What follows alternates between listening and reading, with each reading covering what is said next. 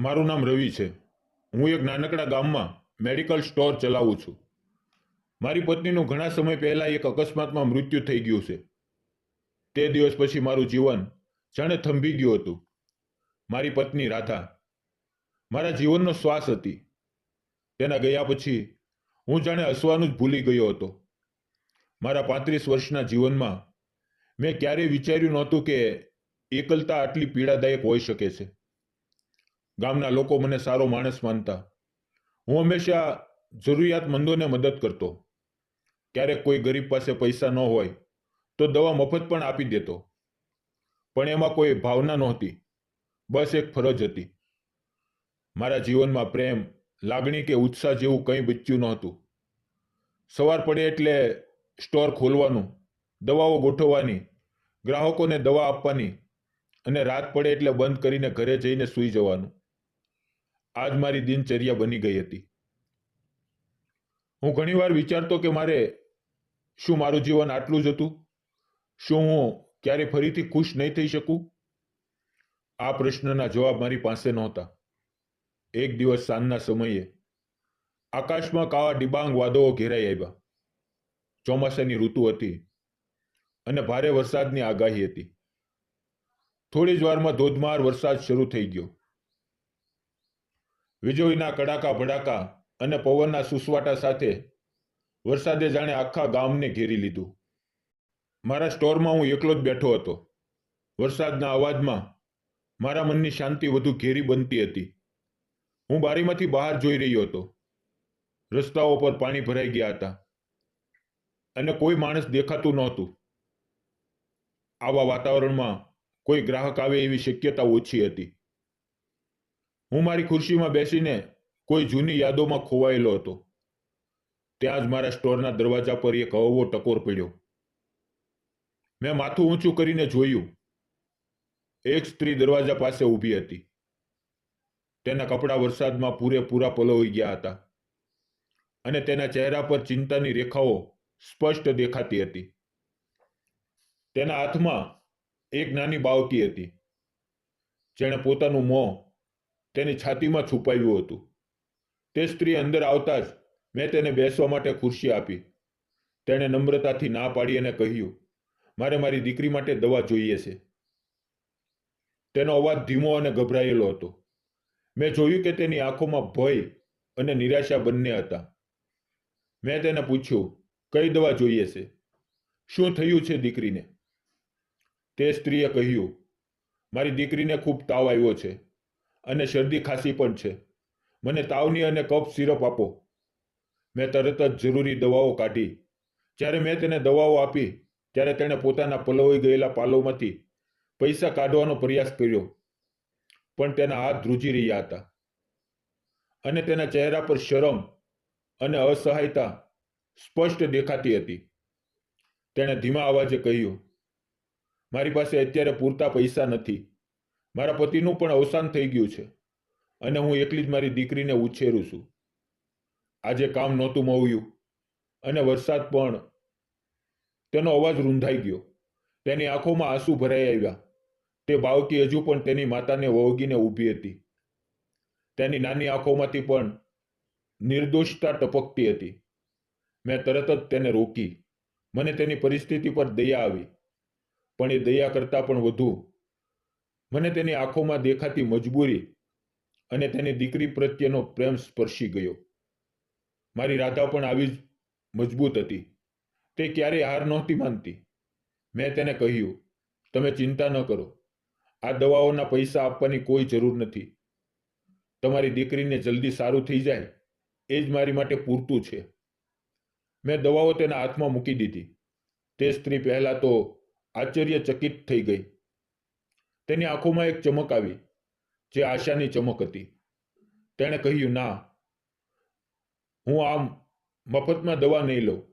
હું મજૂરી કરીને કમાઉં છું. આજે નહીં તો કાલે હું તમને આ પૈસા પાછા આપી જઈશ. તમે મારો વિશ્વાસ કરો.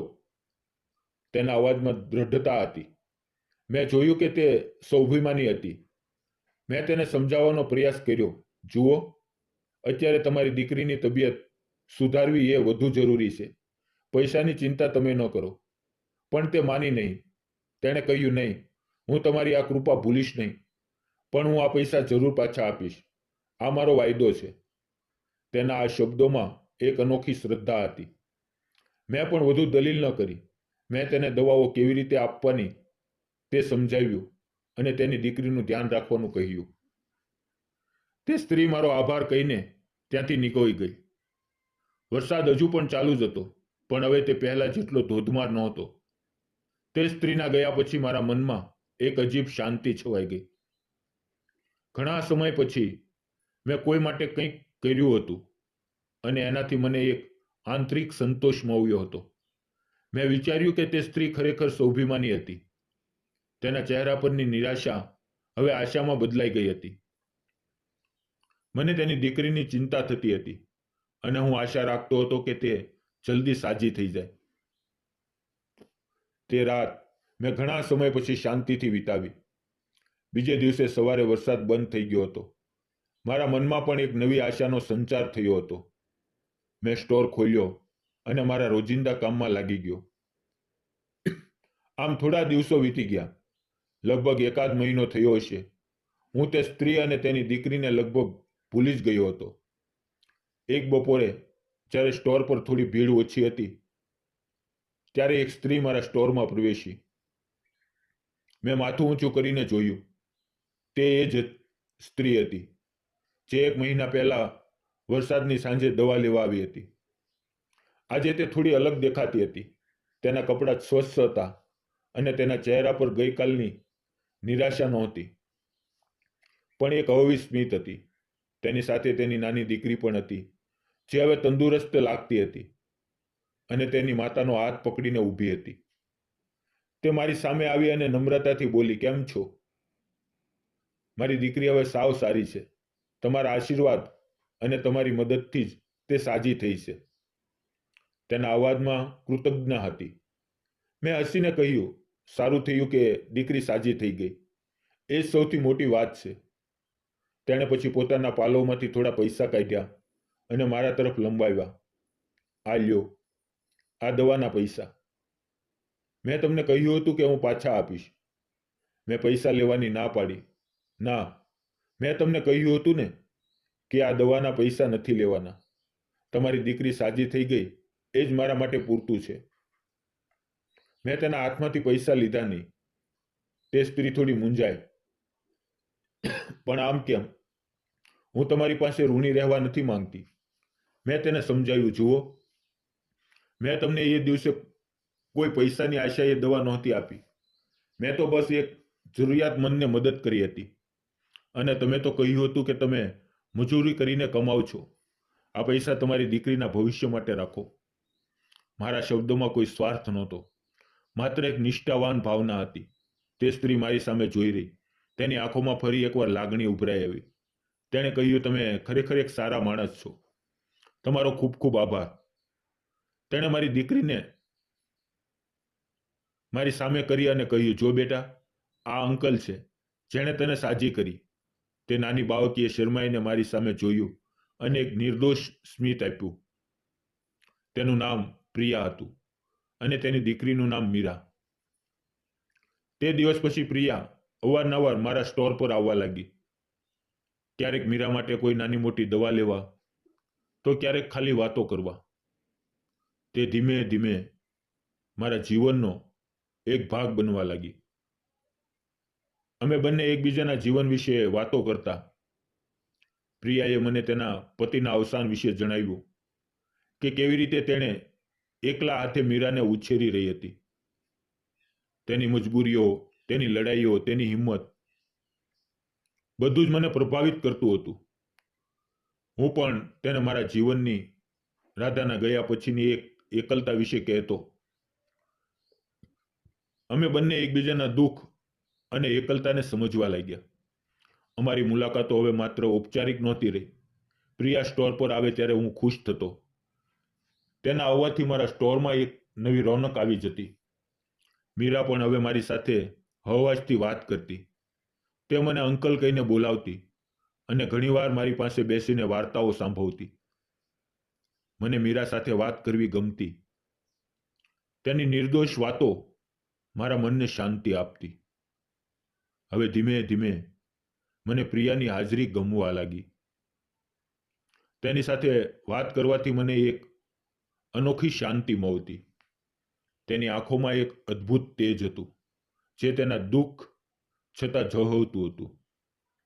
તેની હિંમત અને તેની મમતા મને ખૂબ સ્પર્શી ગઈ હતી. હું જાણતો હતો કે હું રાધાને ક્યારે ભૂલી નહીં શકું, પણ પ્રિયા મારા જીવનમાં એક નવા રંગ ભરતી હતી. મારા સુકાઈ ગયેલા જીવનમાં જાણે વસંતનું આગમન થઈ રહ્યું હતું. પ્રિયા પણ મારા પ્રત્યે આકર્ષિત થતી હતી. તેની આંખોમાં મેં મારા માટે એક ખાસ ભાવ જોયો હતો.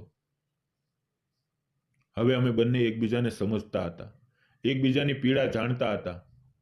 અમારી વચ્ચે એક અનોખો સંબંધ બંધાઈ રહ્યો હતો, જે મિત્રતાથી પણ કંઈક વધુ હતો. ગામના લોકો પણ અમારી મુલાકાતો નોંધતા હતા, પણ મને તેની પરવા નહોતી.